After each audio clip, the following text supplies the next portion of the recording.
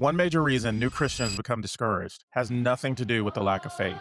It's because they expect themselves to grow overnight. Faster, faster! Then when they still have questions, still struggle with sin, or still don't know what they're doing, they start wondering if they're doing Christianity wrong. If that's where you are, I want to show you why that's not only normal, it's exactly where every follower of Jesus starts.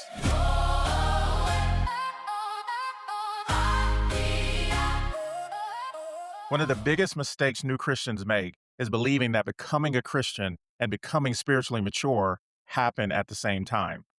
They don't. When a baby is born, everyone celebrates because life has begun. Nobody expects that baby to immediately start walking, talking, or acting like an adult. Growth takes time. And in many ways, the Christian life works the same way. The moment you place your faith in Jesus Christ, something incredible happens.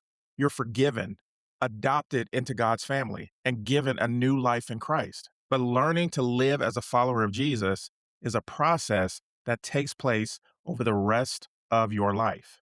My name is Maurice, and on this channel, we talk about how to follow Jesus in a practical, biblically grounded way without making the Christian life more complicated than it needs to be. So if you're new to the faith, or maybe you're coming back after being away for a while, I hope this gives you a clearer picture of what comes next. One of the first things many new Christians do is put an enormous pressure on themselves to figure everything out immediately. Suddenly, there are questions about theology, church traditions, spiritual gifts, end times, Bible translations, and 100 other subjects you've never really thought about before. Before long, it can feel overwhelming. But here's the good news. God isn't asking you to become a Bible scholar in your first month as a Christian. He's inviting you into a relationship. Think about the 12 disciples. Jesus didn't hand them a stack of books and tell them to come back when they understood everything. He simply said, "Follow me." As they walked with him, they learned, they asked questions. Sometimes they misunderstood what he was teaching. Sometimes they failed completely. Yet Jesus patiently continued shaping them over time. That's still how he works today. Don't confuse beginning the journey with finishing it. Your responsibility isn't to know everything. It's to keep taking the next faithful step. One of the easiest traps to fall into is turning Christianity into a checklist. Read your Bible, pray, go to church, serve, give. Those are all wonderful things. But if we're not careful, they become tasks to complete instead of ways to know the God who saved us. Think about any healthy relationship. If the only time I talked to my wife was because it was on my schedule, something would be missing. Relationships grow through time spent together. That's why we read the Bible. That's why we pray. Those things aren't designed to earn God's love. They're how we grow in our relationship with him. As you begin following Jesus, don't constantly ask, "Am I doing enough?" Ask a better question. Am I getting to know Christ better than I did yesterday? That keeps the focus on the relationship instead of performance. And this is one of the biggest reasons new Christians become discouraged. They make a long list of everything they think has to change immediately. Every habit, every friendship, every weakness, every area of life. Before long, they're exhausted because they're trying to accomplish in 2 weeks I can do it in 1 week! what God often does over years. Now, let me be clear. If there is obvious sin that God is calling you to leave behind, don't ignore that. Repentance is real. Following Jesus means we're willing to obey him even when it's difficult. But spiritual growth isn't about frantically trying to fix yourself. It's about learning to surrender more and more of your life to Christ as he changes you from the inside out. Philippians says that he who began a good work in you will bring it to completion. Notice who started the work. God did. That doesn't remove your responsibility, but it should remove the pressure of thinking everything depends on you. You're not trying to manufacture a new life. You're learning to walk in the new life Christ has already given you. I think a big surprise for new Christians is discovering that they still struggle with sin. They thought that after giving their life to Christ, temptation would just disappear. Poof, gone. Old habits would vanish, and following Jesus would suddenly feel effortless. Then they find themselves losing their temper, battling old thought patterns, or falling into the same temptation they'd promised God they'd never commit again. Told myself I wouldn't do this. For some people, That's the moment they begin questioning whether they were ever saved in the first place. But struggling with sin and surrendering to sin are not the same thing. Before you knew Christ, you could often sin without giving it much thought. Now there's a battle taking place inside of you because the Holy Spirit is at work in your life. That doesn't mean that every struggle is healthy or that we excuse our failures. It simply means that growth often looks more like learning to fight than learning to never be tempted. God isn't calling you to pretend the battle doesn't exist. He's teaching you to depend on Him in the middle of it. One of the most encouraging things I see in the New Testament is that Jesus didn't give up on His disciples every time they failed. Peter denied Him. Thomas doubted Him. The disciples argued about who was the greatest even after hearing Jesus teach about humility. They weren't finished products, yet Jesus patiently continued teaching, correcting, and restoring them. That should encourage every new believer. Your failures may grieve God, but they don't surprise Him.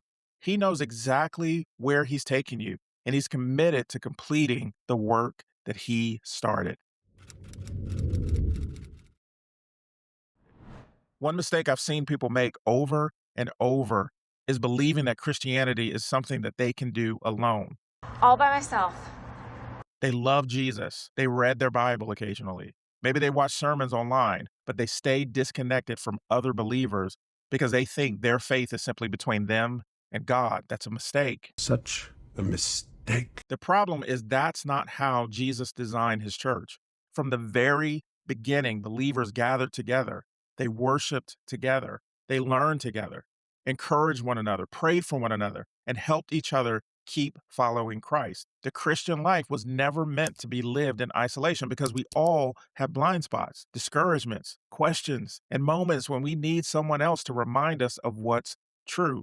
That's one of the reasons I encourage every new believer to find a healthy Bible teaching church instead of trying to build their entire Christian life around YouTube videos like this one, podcast, or social media. Those resources can be incredibly helpful, like this one. And I'm thankful you're here, but they were never meant to replace the local church. You need pastors who know you, mature believers who can encourage you, and brothers and sisters in Christ who will walk with you through both the joys and the struggles of following Jesus. That's part of how God helps us grow. If you're a newer Christian, and I'd love to know where you are in your journey, if you've been following Jesus for a few weeks, a few months, or maybe just a couple of years, let me know in the comments. I read through as many as I can, and it's encouraging to see people grow together. And if you're looking for practical, biblically grounded help as you learn to follow Christ, consider subscribing. My goal isn't to overwhelm you with information, it's to help make following Jesus a little simpler by answering the questions almost every Christian wrestles with at some point.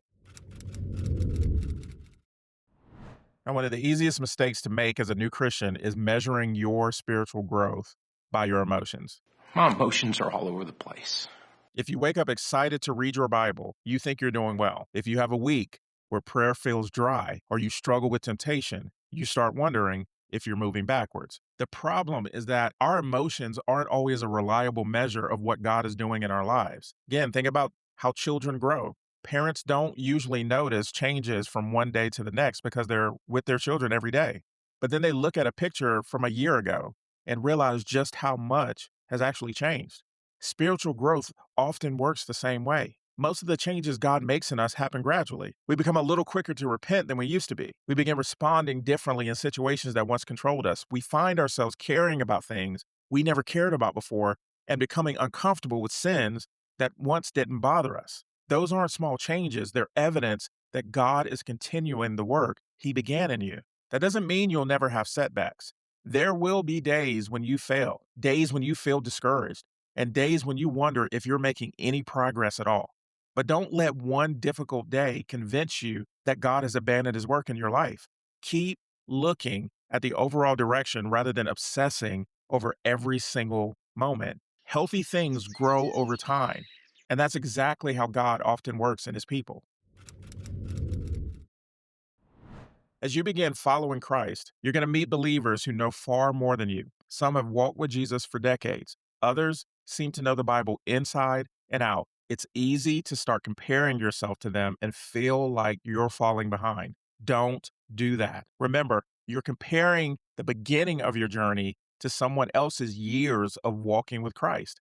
God isn't asking you to become somebody else. He's calling you to faithfully follow Him where you are today.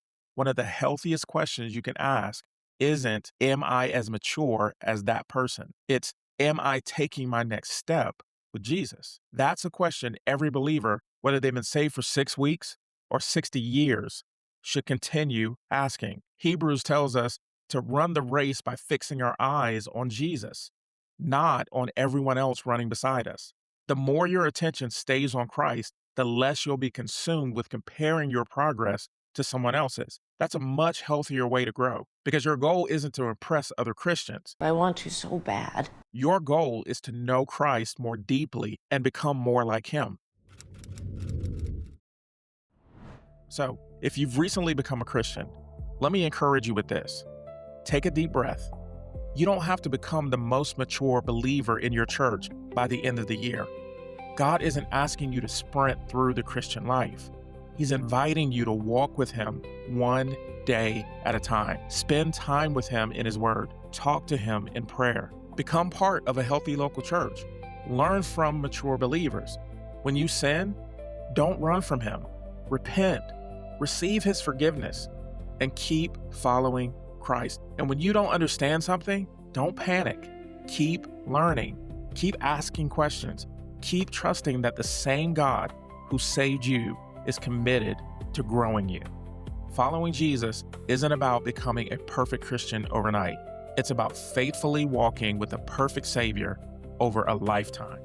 If you're a new Christian, there's something I want you to know before you click away. At some point in your journey, you're probably going to have a season where you wonder, am I actually growing? You may still be reading your Bible, still praying, still coming to church, but it feels like you're not making much progress. If that ever happens, I want you to watch this next video called Why You Feel Spiritually Stuck. Sometimes what feels like a lack of growth is actually part of how God is growing you. And I think that video will encourage you. I'll see you over there.